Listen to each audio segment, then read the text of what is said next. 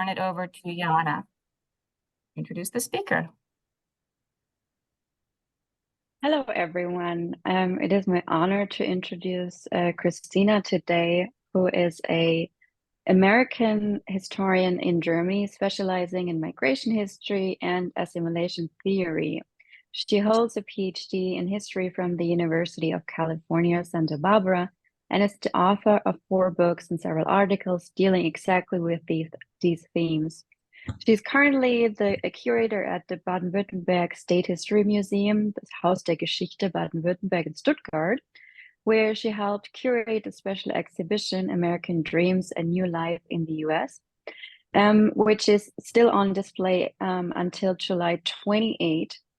And I had the honor, together with Regina Kunz, who is also here in the audience virtually, to see the exhibition in December live. And it was such a fantastic experience that we, together with the German Society, the Library Committee, but also the GHI, and of course the Max Kade Center for the Max Kade Institute, for thinking about how can we have this or share this experience with a larger audience, because I'm very sure that a lot of people are curious to find out why, for instance, Henry Kepler had to travel back to Germany, after such a long time.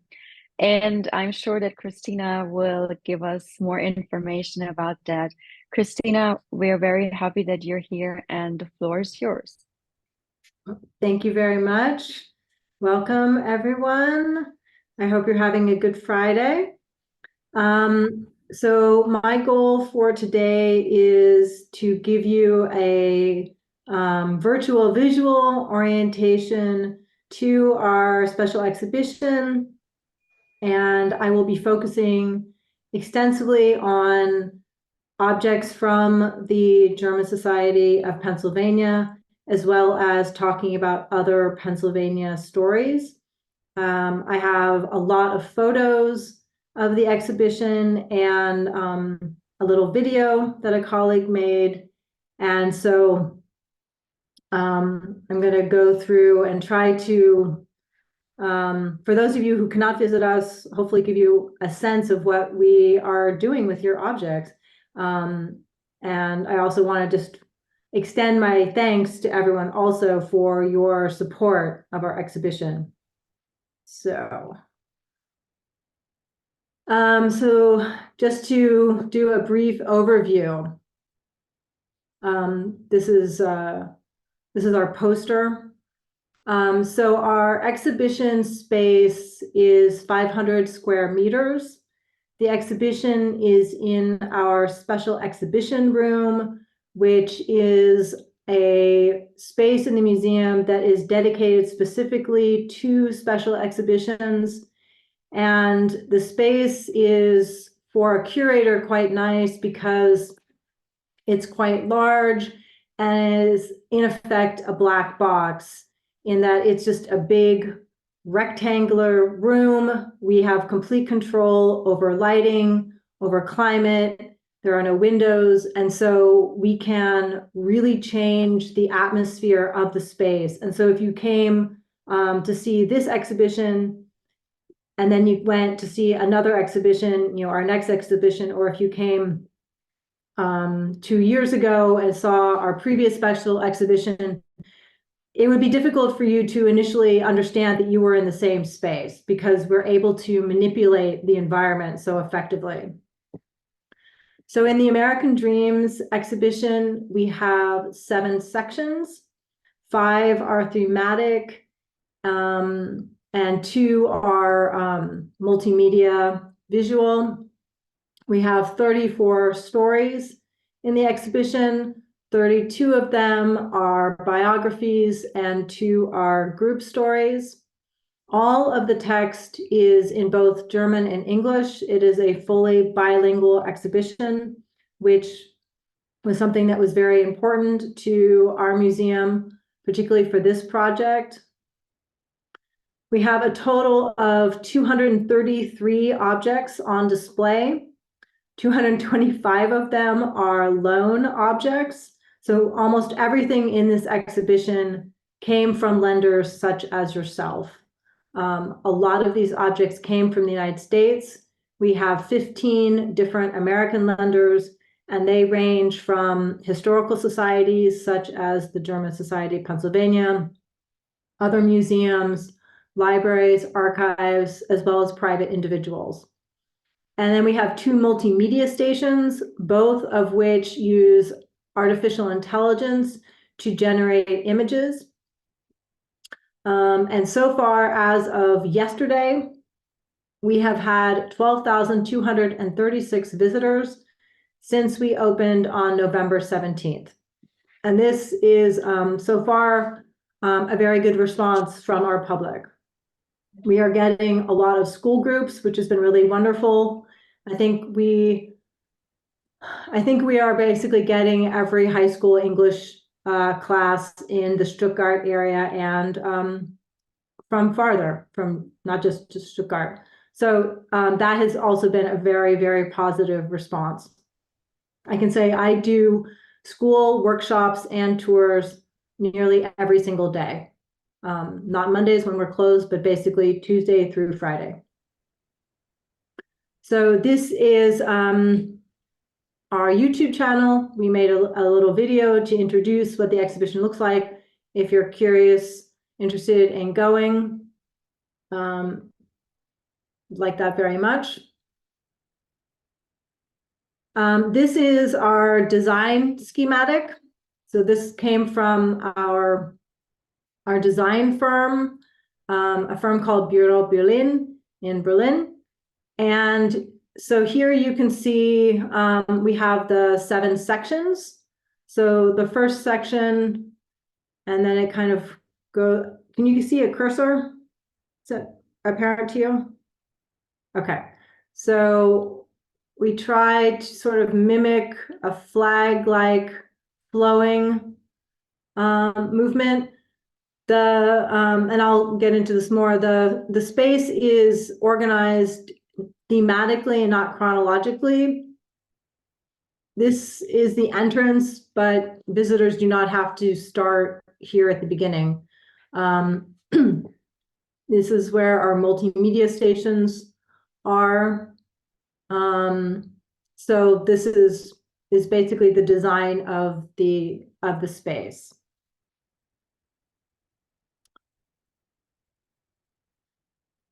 So this is our introduction.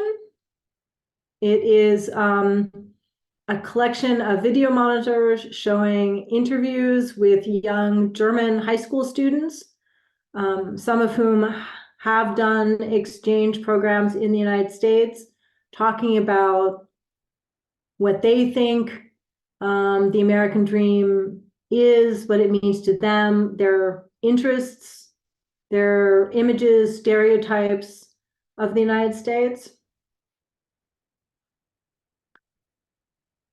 And this is our section, land of freedom, land of Freiheit. I'm going to show a lot of photos, and then I will get into each section and show more photos for each section. This is more or less for just to give you a sense of what things look like. This is the back end.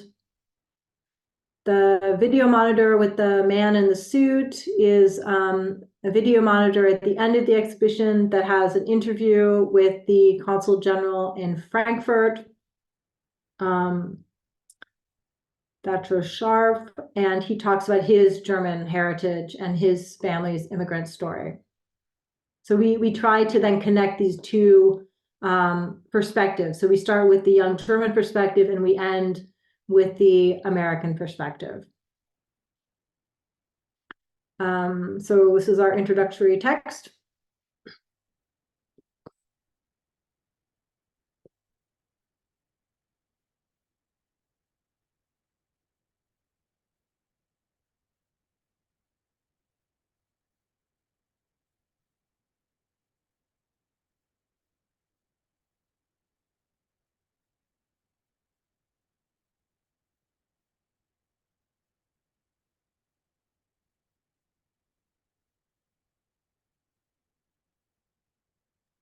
Christina, do you want to maybe read it out? Because really, maybe some people will not be able to read it. Oh, okay. I'm sorry. I wasn't sure if I should read this out loud.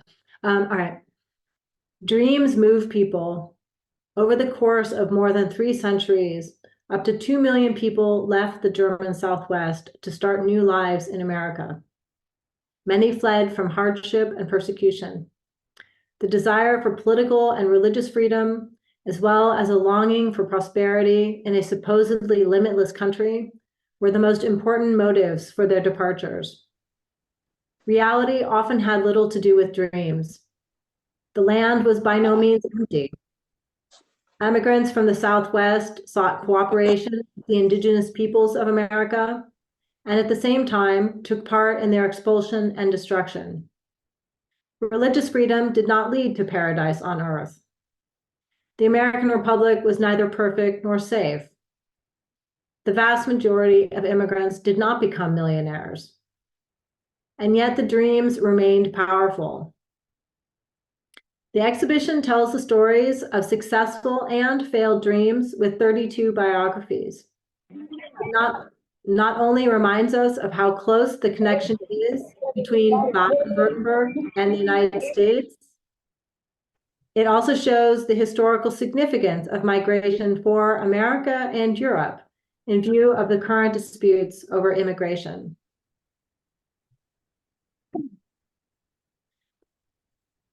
So this is what you see when you come into the entrance.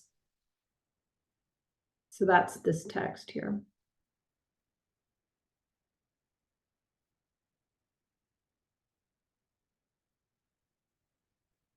So this is our first section, and we call it Virgin Land. And the text reads, European colonizers thought of America as a virgin land, as untouched land just waiting to be developed. It was considered a manifest destiny for whites to take possession of the continent. But the land was not empty. In the year 1500, around 7 million indigenous people lived in North America. Infectious diseases, aggressive resettlement policies, and violence reduced their numbers to 237,000 in 1900. People from Baden and Württemberg were part of the European invasion from the start. Many dreamed of being able to buy good farmland cheaply. Some encountered Native Americans as interpreters, researchers, or settlers, and as perpetrators, sometimes also victims in armed conflicts.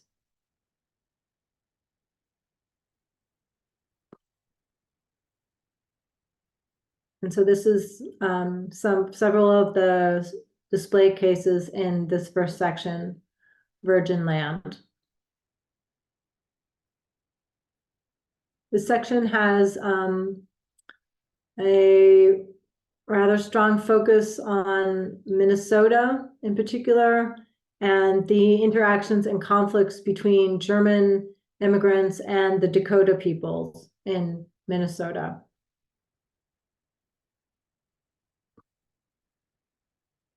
So our next section, excuse me, is called Beloved Land.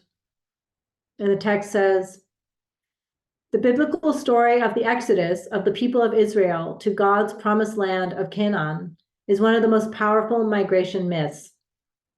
In the 17th century, dissidents from England interpreted the emigration to America as a divine mandate. Quaker William Penn established Pennsylvania, Penn's Woodland, in 1681 as a holy experiment. His colony was to become a place of refuge for persecuted fellow believers in Europe. Many separatists from Southwest Germany followed this call. Despite cultural prejudices against Catholics, nuns emigrated from Baden to the USA after 1872 in order to remain teachers. And the freedom of religion guaranteed the freedom of religion guaranteed in the US Constitution also protected non-believers. So this is the section that focuses on religious freedom and this idea of America as a so-called beloved land. And here we have a couple of stories from Pennsylvania that I will explain in more detail later.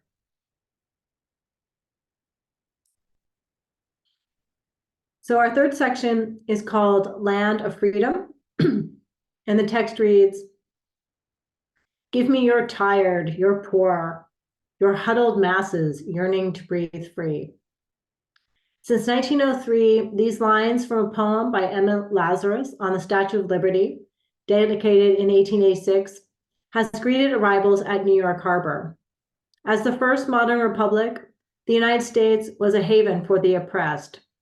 After the failure of the 1848-49 revolution, around 4,000 politically persecuted people fled from Southwest Germany to the US. But the promise of freedom did not apply to everyone. Sick or penniless immigrants can be denied entry at the border since 1882. Black Americans were enslaved in many states until 1865, and then afterward suffered from racial discrimination. Many Native Americans were not allowed to become US citizens until 1924. Women's suffrage was not fully granted until 1920.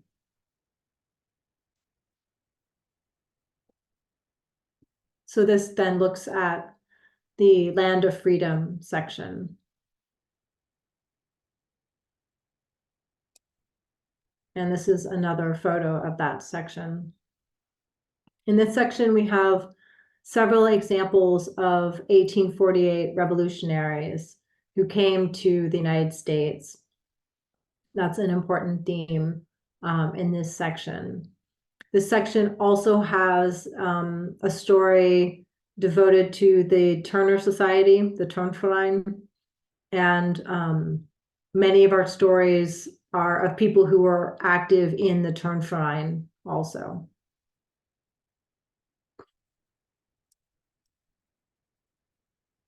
And this is another view of the Land of Freedom section.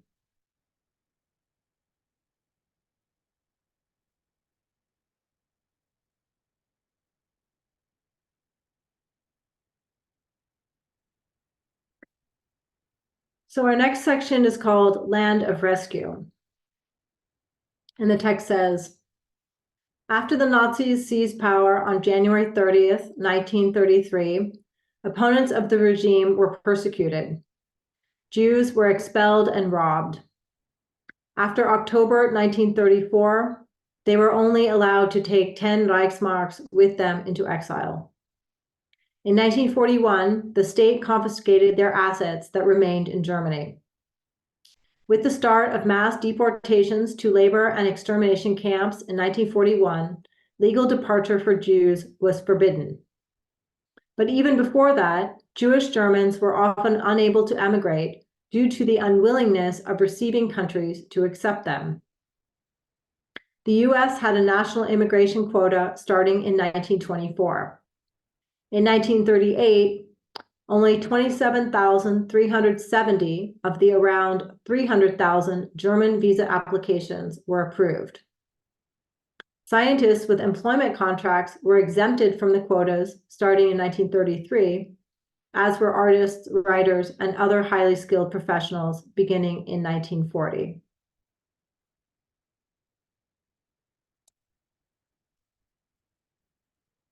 And so this is a photo of one part of this section. It actually is looking at the case of a young man who initially went to Switzerland and then has managed to get a visa to the United States. And both of his parents died before the war. And 6 months after he arrived in the United States, he was drafted into the American Army. And so this is his Army uniform. And so he returned to Europe as a soldier. It's a very powerful story, and we use it a lot with our school groups because he was only a year or so older than they are now when he had to leave Germany. So then our last section is called Land of Opportunity. The text says, "The rise from rags to riches is the prototype of an American fairy tale. Anyone can supposedly get rich through hard work. Western expansion and technical innovations opened up opportunity for advancement, especially for many whites.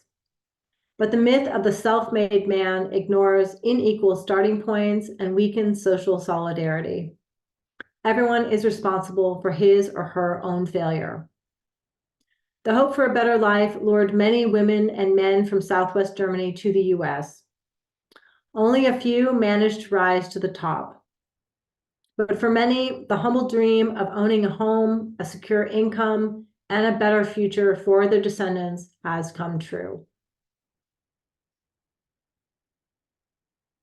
And this then looks at this section. This in particular focuses on the objects belonging to a woman who emigrated in 1992 to go to university in New York City. She has a very interesting career and life as an interior designer and architect.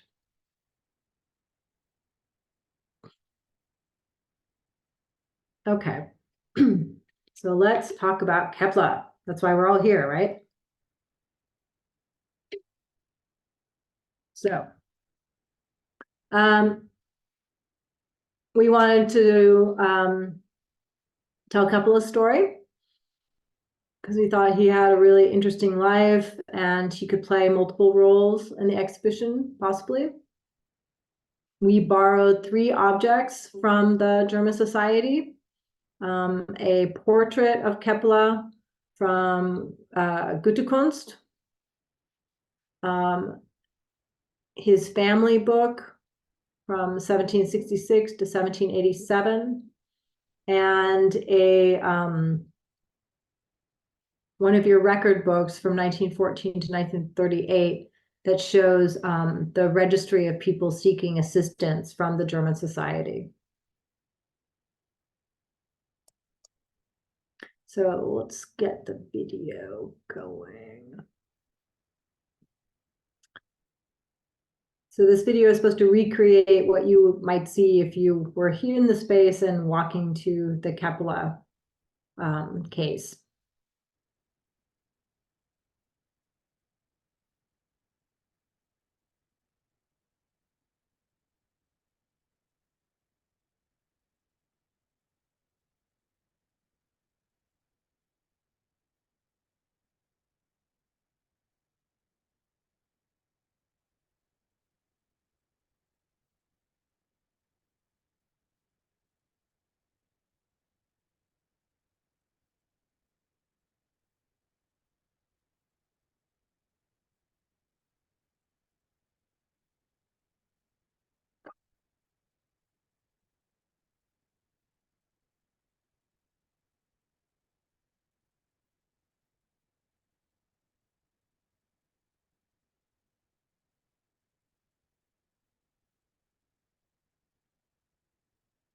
Right.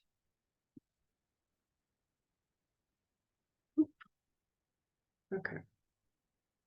This is another view of the Kepler section. And a bit closer.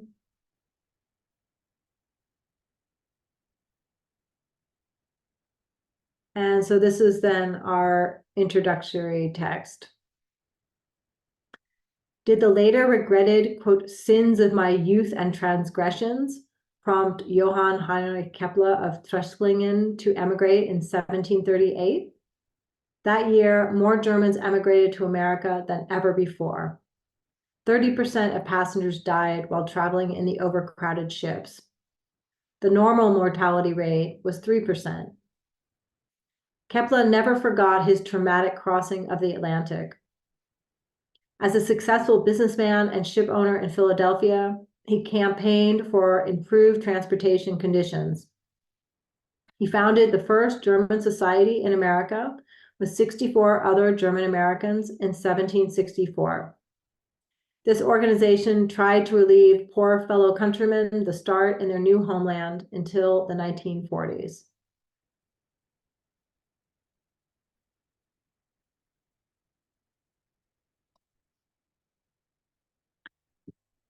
So we also have some other stories from Pennsylvania that I thought you might find interesting.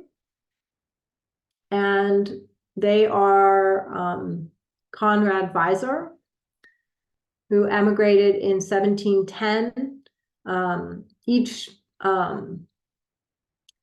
biography has a little slogan or a little phrase. And so for Weiser, we call him the migrant as mediator between worlds.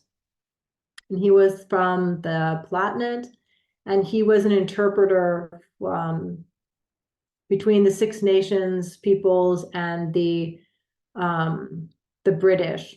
And he lived most of his life in Wommelsdorf. And then we have Conrad Beissel, who emigrated in 1720. And he was the founder of the Ephrata colony. And then we have George Rapp, who emigrated in 1803. And he was the founder of the Harmony, New Harmony, and Economy colonies, which are now at Ambridge. The Ambridge, I think it's called the Economy Museum at Ambridge. And both Beissel and Rapp are in the Beloved Land section. Their museum cases face each other.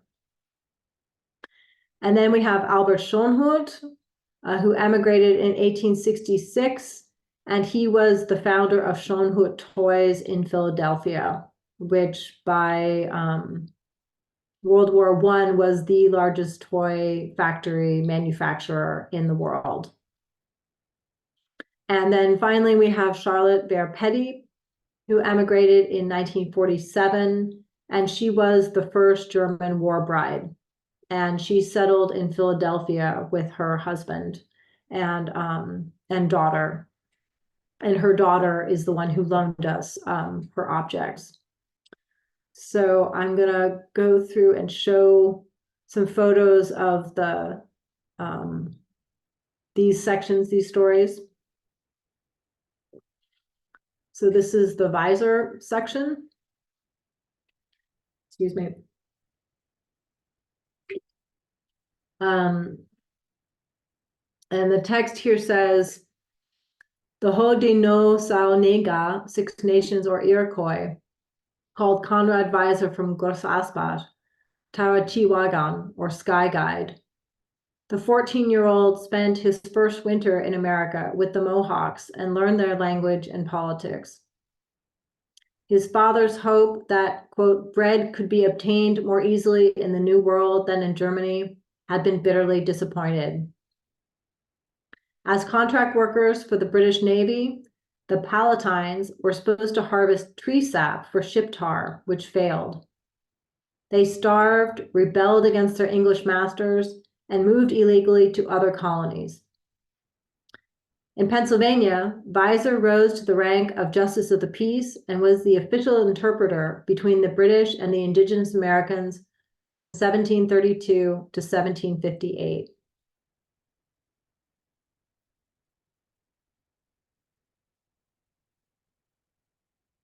So this is the Beissel case.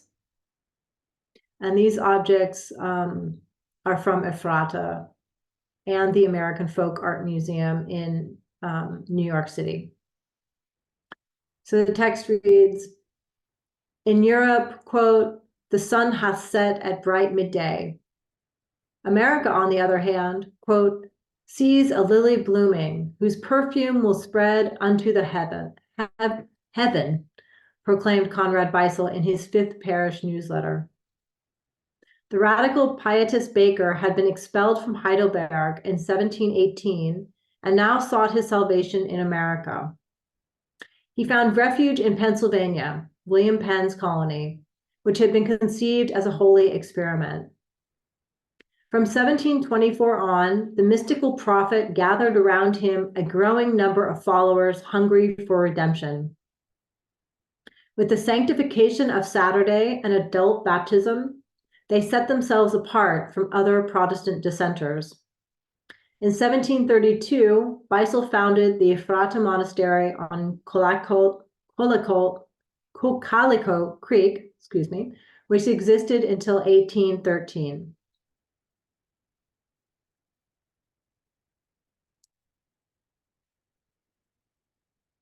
So facing the Beisel story is the story of George Rapp.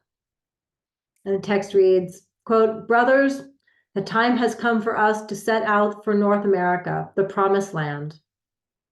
With this song on their lips, about 700 people from northern Württemberg set off for the US from 1804 onwards.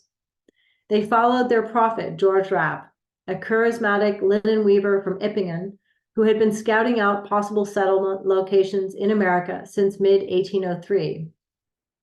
They derived their mission to prepare for the millennial kingdom of peace by going out into the, quote, wilderness from the Apocalypse of John. In 10 years, they founded a new town, harmony, new harmony, and economy. The Messiah did not come, but the settlements flourished.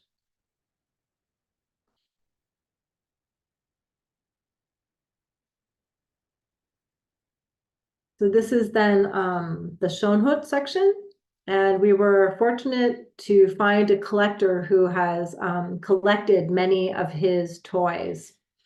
And so we have a really beautiful example of this model circus that Schoenhut Toys used to manufacture and was their main product for many years. So the text reads, "A story out of a fairy tale. The eldest brother gets the father's toy factory. The youngest son moves abroad at the age of 17, frustrated. There he builds from humble beginnings the largest toy factory in the world. 6 years after emigrating to Philadelphia, the woodturner Albert Schoenhut from Göppingen opened a small workshop for toy pianos. For him, work was enjoyment and nothing pleased him more than inventing a new toy. In 1912, the company had around 500 employees. But his 6 sons were unable to save Schoenhut toys from the crisis suffered by the toy industry during the Great Depression. In 1934, they had to file for bankruptcy."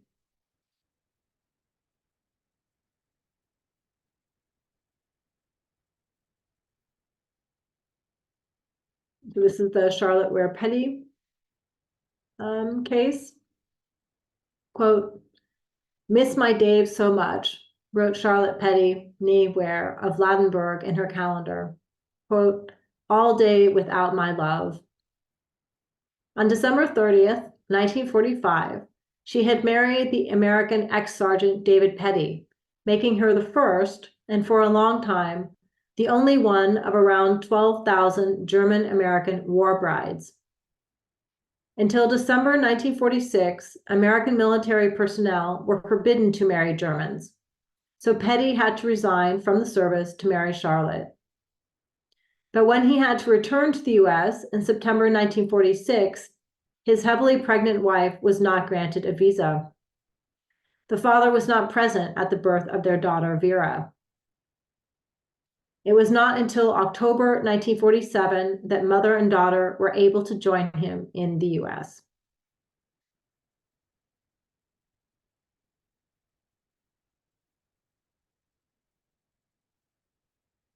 So this now is a new section.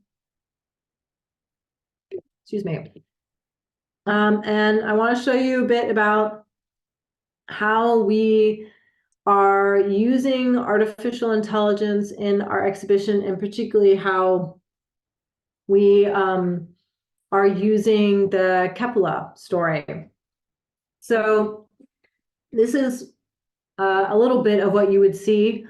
It's very hard to recreate this with still images, but please bear with me. So we have what we call the info point, and this is a multimedia station that we use our various biographies from the exhibition as a jumping off point to explore broader contextual issues related to migration, such as means of travel, laws and regulations, the experience of adjusting to life in a new country. We have basic issues of many of our visitors, if they, have only been educated in Europe or in other countries, not the United States, don't know when or what the Civil War was. They don't necessarily know how American political parties have developed and changed over time. So there are a whole host of issues that we try to use this multimedia station as a way of trying to share this with our visitors so they better understand the stories in the exhibition.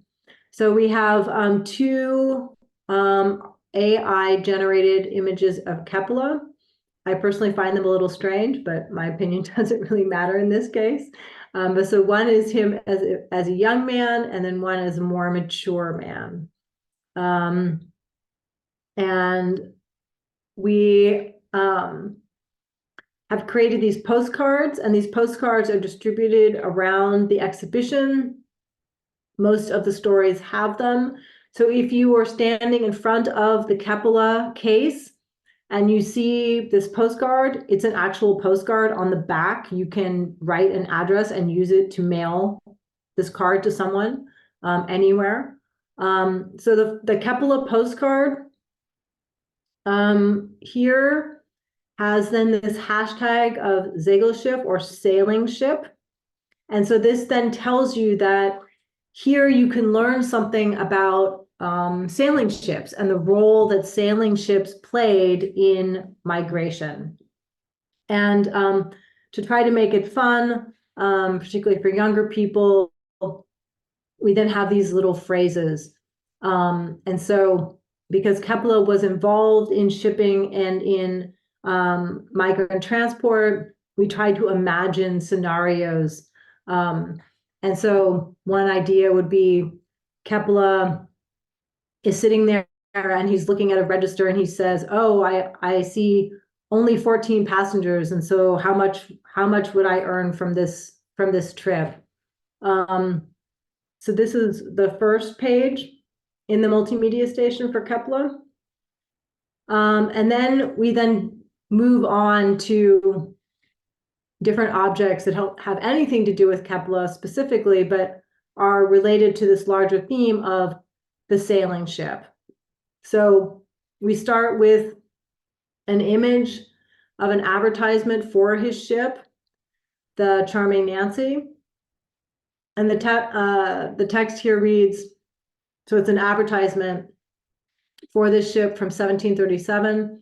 And the text reads, Kepler sailed from Rotterdam to Philadelphia on the Charming Nancy in 1738. He later became a ship owner himself and benefited from the emigration business. In the 18th century, merchants discovered transporting American immigrants as a source of income. This meant that the merchant ships that brought colonial goods from America to Europe did not have to return with empty cargo holds. The ships sailed irregularly. Migrants often had to wait for weeks at the port. So here you can see we take the Kepler example. We try to then use it to transition to this larger theme of 18th century sailing ships and migrants who were traveling in these ships. And then the next image in the Kepler section of the multimedia station is then this graphic, which is a cross-section of a sailing ship from 1854. And the text reads, until the 1860s, most European emigrants crossed the Atlantic on sailing ships. The journey usually lasted 6 to 12 weeks. Passengers who could not afford a cabin traveled in cramped and unsanitary conditions in steerage. Initially, they had to provide and prepare their own food on board. there were few protective regulations. So you can see how we have gone from very much Kepler, and now we have transitioned to this larger context of the sailing ship experience for many migrants. And then we also use Kepler to talk about regulations. So here we have an example of regulations from 1840. And the text says, ships have been sailing regularly between Bremen and America since 1822. As early as 1832, the Hanseatic city issued the first regulations in Germany to protect emigrants. There were regulated prices and minimum space requirements. This enabled shipbrokers to attract customers. Although passengers were now guaranteed one hot meal per day, the food was still monotonous: potatoes, hardtack biscuits, beans and peas, as well as dried salted meat and fish.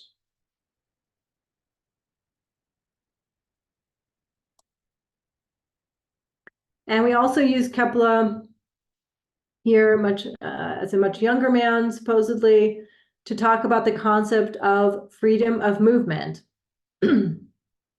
And so here we talk about the issue of manumission fees, which was an issue for people who were trying to leave Germany, particularly in the 17th and 18th centuries. And we have this then little imaginary fantasy conversation where Kepler is supposedly talking to a friend. He says, "You can emigrate. We are not in Bavaria." And this is a reference to restrictions that the King of Bavaria had imposed at a certain point, prohibiting his subjects from emigrating. And this was not the case in Baden and Württemberg. For any of you who have spent any time in Baden and Württemberg, you understand that showing that we are, of course, better than Bavaria is very important. So that's that little dig to our neighbors. And so then the first object in this section is a petition to waive these fees from 1751. And the text says, in many German-speaking territories, such as Bavaria, the rulers at times banned emigration. In Baden, one was basically allowed to emigrate. However, indentured servants had to pay their masters 23% of their property as a form of release money, the so-called manumission and death fees. This request from those wanting to emigrate from Hagesfeld to waive the death fee was rejected. Many emigrants, including Kepler, simply disappeared without informing the authorities.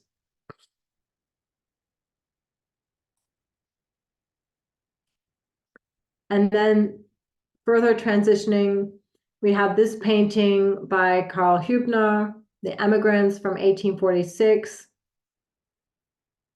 And the text reads, the Baden government viewed emigration as a loss of subjects in the 18th century. In the mid-19th century, politicians realized it was cheaper to pay poor people passage to America than to provide for them. They also hoped to nip social unrest in the bud. Between 1850 and 1855, the Baden government paid for the passage of 62,444 local poor. In his painting, The Emigrants, in 1846, Karl Wilhelm Hübner depicted emigration as a sad fate.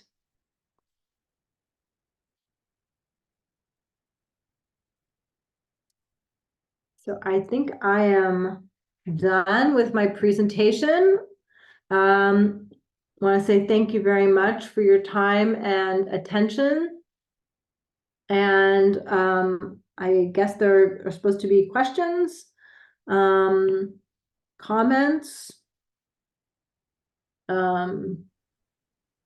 Yep. Thank you, Christina, for your presentation.